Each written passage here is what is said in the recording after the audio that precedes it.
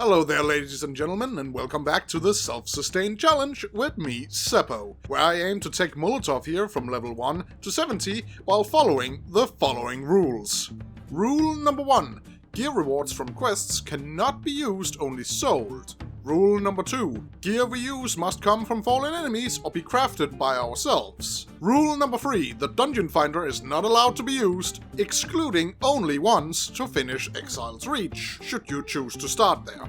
Rule number 4. Getting gear from dungeon bosses is allowed, but you will have to get a group together and into the dungeon the old school way or solo it. And finally, rule number 5.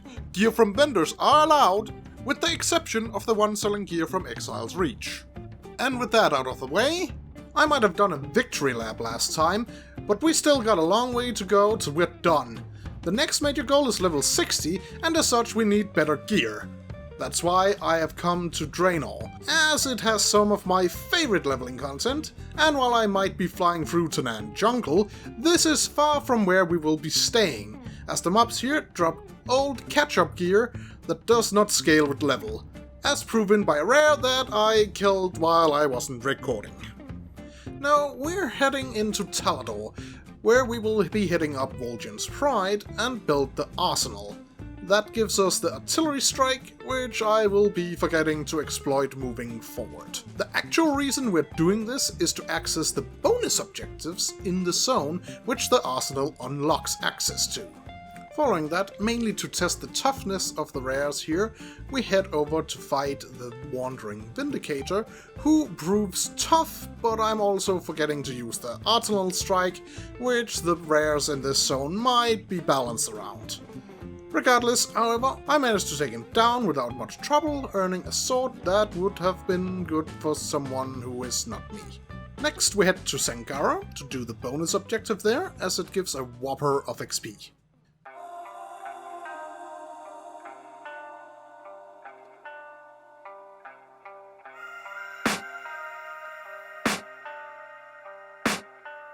I can hear the demons call when they do what they do, and now I feel like taking off, find a place with a view. The pain is never gonna stop if it's controlling you. I know that time can heal it all, I just gotta get through. I just gotta get through, I just gotta get through. Cause I feel like taking off, find a place with a view. The pain is never gonna stop if it's controlling you. I know that time can heal it all, I just gotta get through. Sometimes I feel like all is lost, but I know it's not true. I wanna put up all my walls cause I'm not in the mood, but then I cut myself off from the rest of the room. I know that time can heal it all if you're patient and soon it can all be worth it, all the searching. Pain is never really permanent, but damn it hurts, man. I could feel all of the turbulence and it's concerning. I've been searching for a purpose, I hope it's worth it.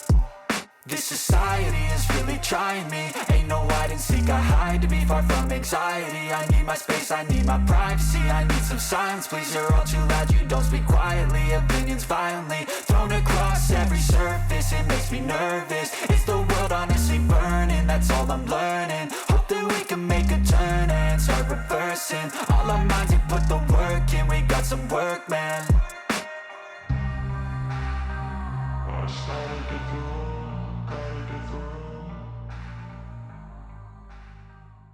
That done, we head over to Aruna's Desolation, as the objective over there is a lot of XP for next to no work, having us save just 7 cats and kill a single tree, making the XP per minute for this one objective some of the best in the game. And unlike Pandaria, this place has treasures in the open world that scale with character level while in Chromi time. Hen Mother Hammy also patrols this area with her chicks, which can be a very hard fight if you don't have access to some good, reliable area of effect damage. Planning out my angle of attack, I polymorph Hammy herself, then dismantle her adds, which is the real threat in this encounter, simply due to their numbers. Adds taken care of, it's time to face Hammy in single combat, and while her adds can be a real factor when facing her, do not discount her attacks as she hits like a truck. It's all well and worth it, however, as she drops a nice caster cloak. That done, I'm off to sabotage an Iron Horde lumber operation, but not before taking on Steel Tusk the Elec and his handler. which proves a fairly simple fight unlike the encounters up till this point. In truth, the hard part is in fact the lumber operation itself, with its many roaming mobs that has a tendency to gang up on you.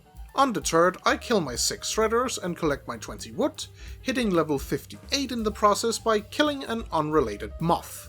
As for my new talent, I pick up the 2nd rank of Arcane Warding.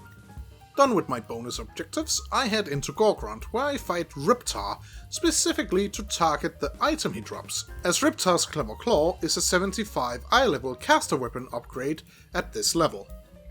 I then head over to where one would pass into Gorgrond from Frostfire, so as to start the questline in the zone, which sees me making my way through the Laughing Skull's destroyed home, while slaying the creatures attacking them.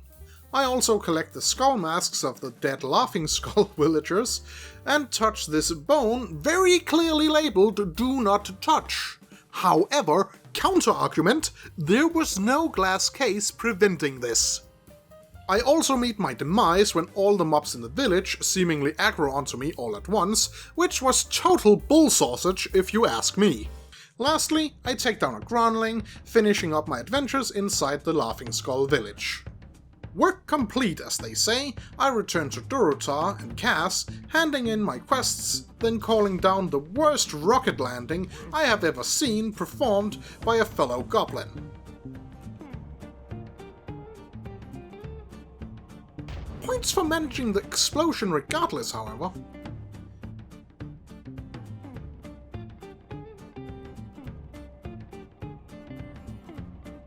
I then meet up with Penny, who is ready to clear the way forward. However, I have to deduct further goblin points here, as she did not use nearly enough dynamite for the roadblock ahead. With access to Beastwatch, I built the Savage Fight Club, as it gives access to the Champion's Honor ability, which allows us to gather items from mobs in Gorgrond that, when handed in at Beastwatch, each give a good helping of XP. This is a bit of a moot point given how close we are to level 60 at this point, and with not the best gear still. However, I just really like doing the Savage Fight Club quest collecting, so I figured I'd show it off. As such, we head down to Affliction Ridge, where we can gather items from practically every mob gathered here. Speaking with Bony Zook, we're sent down to take care of things at the ridge, but not before hitting level 59 and grabbing rank 2 in Controlled Destruction. While fighting the beasts of the ridge, we pop Champion's Honor and get to work.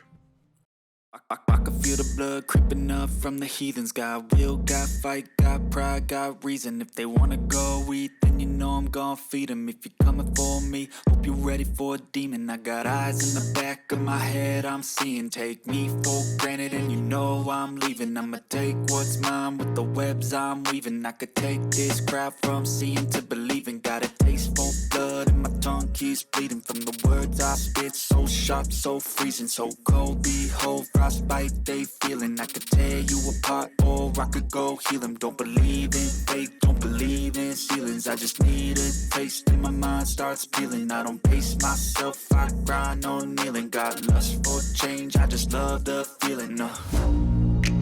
I ain't gonna give up. Got too little time, I'ma live up. Head down, push forward through the tough times. Cause anything worth doing is a tough climb. And I ain't gonna give up. Got too little time, I'ma live up. Head down, push forward through the tough times. Cause anything worth doing is a tough climb. Cause I'ma live life for the fight, yeah, I'm here to get it. I got drive, got sight, always have a vision. I don't lie at night, I be in my feelings. I'ma be fine, need time, and I'll soon be winning. I live life for the fight, yeah, I'm here to get it. I got drive, got sight, always have a vision. I don't lie at night, I be in my feelings. I'ma be fine, need time, and I'll soon be winning.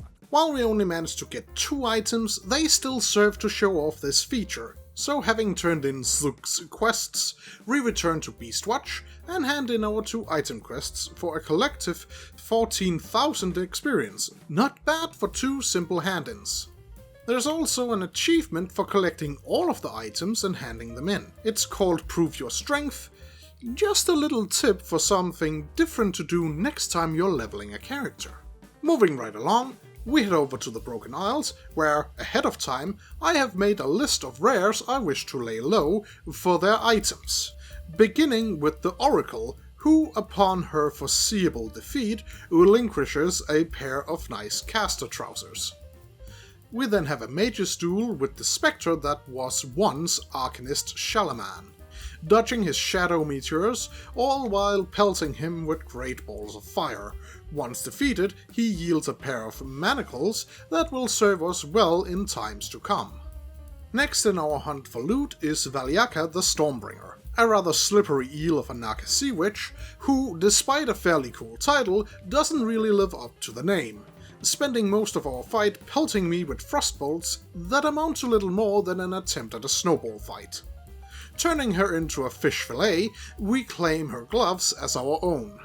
Sadly, due to a mess up with OBS, I did not record the epic fight with an unbound arcane elemental, which yielded these pair of stylish shoulder pads.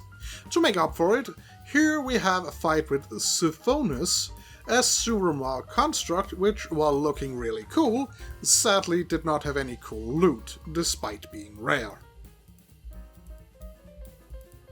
We then face off against the Gilblin, Chief Bitterbrine, inside the wreck of a forsaken ship, which, due to being underwater, causes some unique challenges in the form of my camera getting stuck and squeezed up against the deck above. It's all worth it, however, as the good chief hands over an epic ring once defeated. Like a gale-blown fool, I go off the beaten path of my list for a bit and completely destroy Magister Paledris in a matter of seconds, marauding me with ancient mana.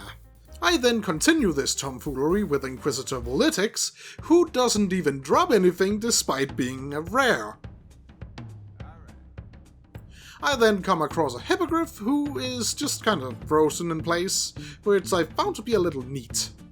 I also find and open a treasure chest, which also rewards me with more ancient mana, at which point I got the message and left for High Mountain.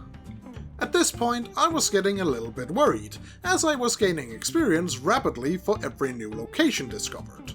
And I was quickly approaching level 60.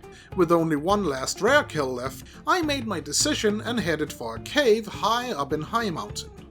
There, I found a big pile of gold just sitting there for the taking. But it was a trap. I now had to face 5 adventurers all by myself.